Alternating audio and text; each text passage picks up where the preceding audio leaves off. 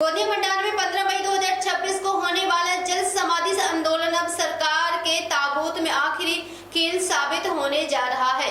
सांसद डॉक्टर प्रशांत बड़ोले और पूर्व विधायक दिलीप बंसोड़ ने किसानों की बदहाली, अडानी प्लांट से हुई छटनी और मेडिकल कॉलेज में चल रहे मुर्दों के नाम पर वसूली जैसे घिनौने भ्रष्टाचार के खिलाफ महासंग्राम का बिगुल फूंक दिया है।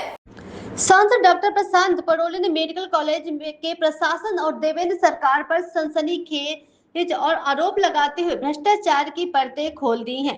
उन्होंने कहा कि गोंदिया भंडारा मेडिकल कॉलेज में मानवता शर्मसार हो रही है। जो कर्मचारी मर चुके हैं उनके नाम पर फर्जी तरीके से आज भी तनख्वाहें निकाली जा रही हैं। सांसद ने आरोप लगाया है कि सरकार ने अपने चहेते नाते रिश्तेदारों को टेंडर बांटकर इस लूट को खुली छूट दी है। यही नहीं, नई भर्तियों में महिलाओं पर हो रहे अत्याचार के खिलाफ मामले भी सामने आ रहे हैं, जिनसे सरकार के सुशासन के दावों की पोल खोल दी है। किसानों के मुद्दे पर डॉक्टर पड़ोले ने सरकार को घेरते हुए कहा कि धान की फसल को इस वक्त पानी की सबसे ज्यादा जरूरत है, लेकिन सरकार बिजली की कटौती पर किसानों के साथ गद्दारी कर रही है। उन्होंने मांग की है कि किसानों को कम से कम 16 घंटे बिजली दी जाए। सरकार जानबूझकर रात में बिजली दे रही है।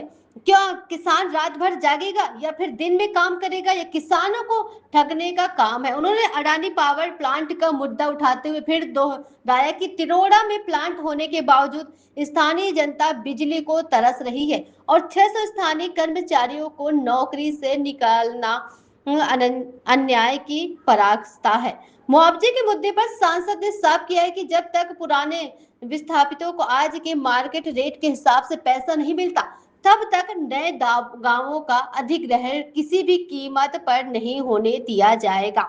वहीं पूर्व विधायक दिलीप बंसोड़ ने उप मुख्यमंत्री देवेंद्र फडणवीस पर अपना प्रहार जारी रखा। उन्होंने कहा कि निराधार योजना में पैन कार्ड की शर्त थोपना फडणवीस की गरीब विरोध मानसिकता का प्रमाण है और यह मूर्खों की सरकार गरीबों की हक छीनने का पाप कर रहा है। 15 मई को महासंग्राम वैनगंगा नदी में होगा ऐतिहासिक जल समाधि आंदोलन। मेडिकल कॉलेज घोटाला में मुर्दों के नाम पर निकल रही है सैलरी, अपनों को बांटे जा रहे हैं टेंडर। और महिला सुरक्षा, मेडिकल कॉलेज भर्ती में महिलाओं पर अत्याचार के खिलाफ हुंकार। बिजली पर अल्टीमेटम, किसानों को 16 घंटे बिजली दो, रात का धोखा बंद करो। अडानी प्लांट, 600 बेरोजगारों की बहाली और स्थानीय बिजली आपूर्ति पर अड़े सांसद। मुआवजे पुराने विस्थापितों को मिले आज भी तारीख का दाम। भ्रष्टाचार, बेरोजगारी और किसानों के साथ हुए इस धोखे के खिलाफ अब 15 मई को वैनगंगा की लहरें गवाह बनेंगी। प्रशासन की नींद उड़ चुकी है और जनता का आक्रोश सड़कों पर है। 600 परिवारों की रोजी रोटी और किसानों के हक के लिए शुरू हुआ यह संघर्ष 15 मई को कारधा पुल वैनगंगा नदी के तट पर क्या मोड़ लेता है, इस पर पूरे महाराष्ट्र की नजर बनी रहेगी। वंदे भारत से राकेश कुमार टिभेकर की रिपोर्ट।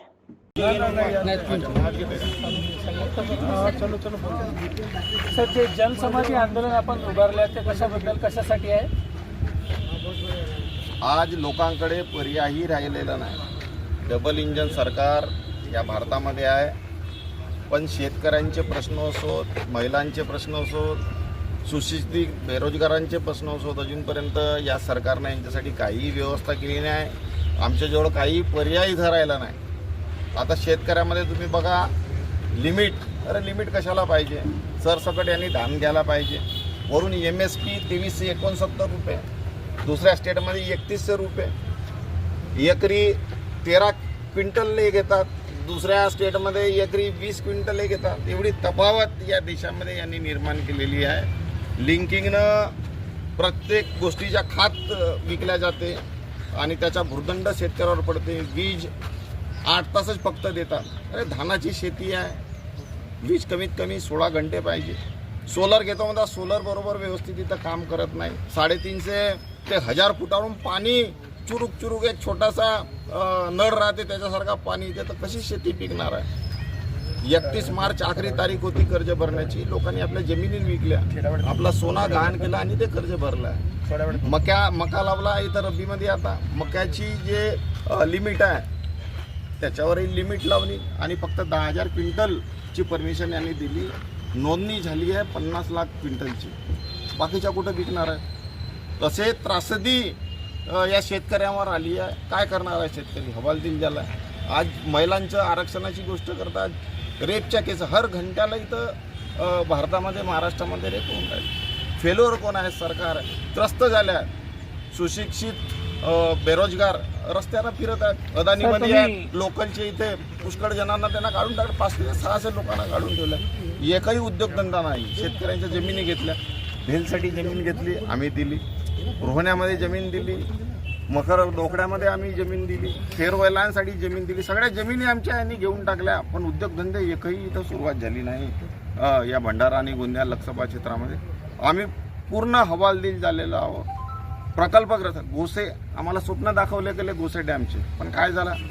अजूनपर्यंत 34 गावं जे गावं गेले होते त्यांना पुनर्वसित करण्याचं काम या सरकारनं 32 गावं केले. पण 32 गावामध्ये नागरी सुविधाच नाहीत. कुठं रस्ते नाही, कुठं रोड नाही, कुठं इलेक्ट्रिसिटी नाही, पाण्याची व्यवस्था नाही. याच्या व्यतिरिक्त 2 गावं 40 वर्ष पुराणा हा प्रकल्प आहे. 2 गावं अजूनपर्यंत पुनर्वसित झाला नाही.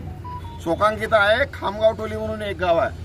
तिथं जर मृत्यू आणि जन्माची नोंदणी सुद्धा होत नाही. विचार करा, महसूल गावाची नाही. अशी परिस्थिती आहे. काय करणार आहे? कुठं जन्मानाला कुठं दाखला करणार आहे? आता पातळी वाढवली त्यांनी गोसे प्रकल्पाची. पातळी वाढवल्यानं अजून नवीन 32 गावात तिथं गेलेत. आता नवीन गावाला कोणत्या रेटनं पैसे देतील ते? आणि जुन्या गावाला मग ह्या तफावत नाही का? जुन्या लोकांना कमी याच्यात गेले, नवीन याच्यात काय? कुठलाही GR चांगला इथं काढला नाही आहे.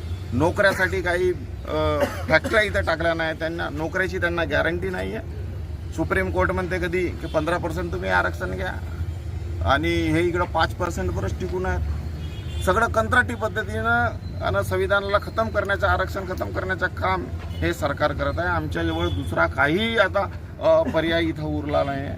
म्हणून आम्ही सगळेजण एक शेवटचा पर्याय या बहिरी सरकारला ऐकण्यासाठी भगवान यांना थोडासा सद्बुद्धी देव याकरता आम्ही जल समाधी भंडाऱ्याच्या कारद्या वैनगंगा नदीवर आम्ही तिथं करणार आहोत. सर, तुम्ही बोलताना बोलले होते की गोंदिया आणि भंडाऱ्याच्या मेडिकल कॉलेजमध्ये काही घोळ आहे, त्याबद्दल काय बोला?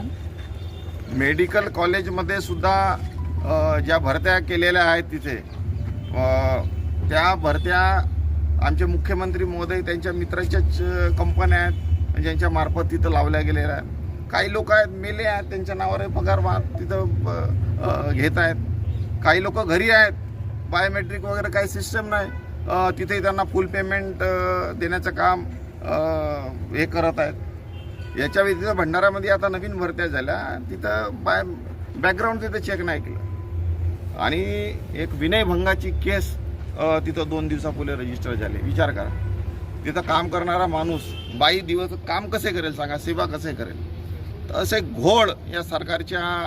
आता आपण तिरोडा कार्यालयात उभ्या आहोत सर. हे भारतीय राष्ट्रीय काँग्रेस पक्षाचं कार्यालय, या ठिकाणी वीज कनेक्शन बरोबर नाही. या पॉवर प्लांट जवळ आहे, तुम्ही काय बोलाल? आज मोठ्यांना मोठं करण्याचं काम इथं करत आहे. शोकांकित आहे. अदानीसाठी आम्ही आपली जागा दिली, सर्वस्व दिलं, पण आम्हाला नोकरीहून काढण्याचं काम यांनी केलेलं आहे. वीज 24 तास इथं पाहिजे, पण आता सुद्धा वीज नसल्यामुळे आम्ही बाहेर येऊन इथं बोलवतो आहे. हे एक शोकांकित आहे का पॉवर प्लॅन्ट इथं आहे आणि आम्हाला वीज नाही. म्हणजे पाणी जवळ आहे आणि आम्हाला पाणी मिळत नाही. आम्हाला उपाशी राहावं लागते, तहानलेलं राहावं लागतं. ही परिस्थिती आहे. जे कायदे कानून आहेत त्याच्यामध्ये बदल झाले पाहिजे. आता माननीय प्रधानमंत्री साहेबांना सुद्धा आता म्हटलं का तुम्ही सोना नको घ्या, तुम्ही पेट्रोलमध्ये बचत करा, गॅसमध्ये बचत करा. अरे तुम्ही इकडं सांगून राहिले तिकडे की कशाचीही कमतरता नाही, सगळा काही अवेलेबल आहे. आताची कुठं गोष्ट आहे? तुम्ही कंपन्यांनी फक्त माल कमवण्याचं काम इथं केलं आहे. मनमोहन साहेबाची काँग्रेसची जेव्हा सत्ता होते तेव्हा 108 रुपया प्रति बॅरलही कच्च्या तेलाचे रेट गेले होते, पण तेव्हासुद्धा सरकारनं सबसिडी देऊन सणारी सामान्य लोकांना 65 रुपये 55 रुपये हे जे भाव, या भावानं पेट्रोल त्यांना सप्लाय केलं गेलं. महागाई वाढू दिली नाही. पण जेव्हा 68 रुपये प्रति बॅरलही कच्चा तेल जेव्हा होता त्या काळामध्ये या कंपन्यांनी काय केलं? फक्त मालच कमवण्याचं काम केलं. ना आता थोडासा तुटवाळा आला आहे, आणि तुटवाळा आहे, मोठा तुटवाळा आहे याच्यामध्ये. तर त्याच्यामध्येही मोठ्यांना मोठं करण्याचं काम हे सरकार करत आहे. सामान्य लोकांच्या खिशाला कात्री लावण्याचं काम हे सरकार करत आहे. म्हणून आमच्याकडे कोणताही आता पर्याय उरला नाही. जलसमाधी हाच एक पर्याय उरला. सर, आता परिस्थिती अशी आहे की कोणताही सरकारी कर्मचारी हा व्यवस्थित काम करत नाही आहे. तो त्याच्या अंमलबजावण्या पूर्ण करत नाही. कंत्राटदार खूप जास्त प्रमाणात करप्शन करतात. त्यांच्या सुनावण्या होत नाही. याबद्दल काय बोलाल? राजा बोले ना दाढी आले. आज जसा राजा राहिला तशी ती परिस्थिती निर्माण होते आहे.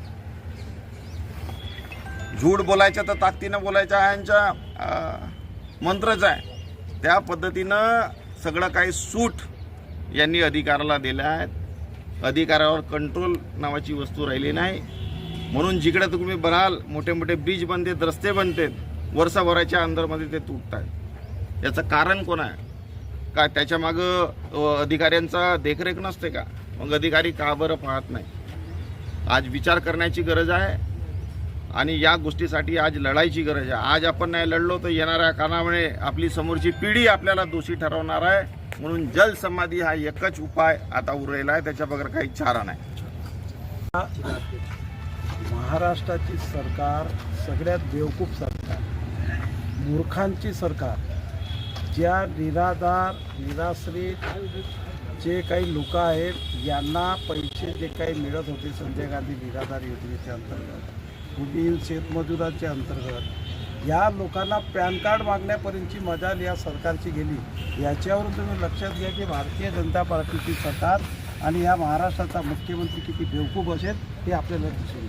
आणि म्हणजे सामान्य जो गरीब जो चालू शकत नाही, जो अतिशय दुर्लक्षित आहे, जो BPL पेक्षाही खाली आहे, त्याला पॅन कार्ड मागतात. तर जर त्याच्यावर पॅन कार्ड असेल तर तो कशासाठी संजय गांधीचे फॉर्म भरेल हा विचार करण्याची गरज आहे. जलसमाधीचा कार्यक्रम याच्यासाठी आहे. या देशातली जे काही सरकार आहे आपला मोदींची आणि या ठिकाणच्या देवेंद्र फडणवीसाची सरकार हे बहिरी मुकी आंधळी सरकार आहे. या सरकारला आता कुठंतरी जाग आणण्यासाठी हा आंदोलन काँग्रेसने ठरवलेलं आहे.